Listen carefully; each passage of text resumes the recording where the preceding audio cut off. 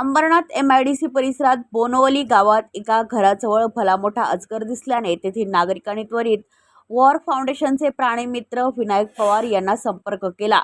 विनायक पवार यांना माहिती मिळताच त्यांनी त्वरित घटनास्थळी जाऊन सापाचा सुखरूप बचाव केला व हा साप भारतीय अजगर या प्रजातीचा असून पूर्णपणे बिनविषारी आहे व त्यापासून मानवाला काही धोका नाही व बचाव केला गेलेला अजगर वन विभागाच्या मार्गदर्शनाखाली योग्य त्या ठिकाणी लवकरच निसर्गमुक्त करण्यात येईल अशी माहिती सांगत विनायक पवार यांनी स्थानिक नागरिकांमध्ये वन्यजीवांविषयी जनजागृती केली।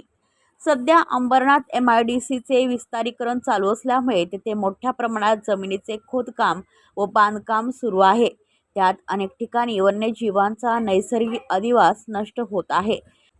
त्यामुळे अनेक वन्यजीव अधिवासाच्या अभावे व खोदकाम करत असणाऱ्या मशीनच्या मोठ्या आवाजाने घाबरून मानवी वस्तीच्या दिशेने येण्याची संख्या वाढतच चालली आहे।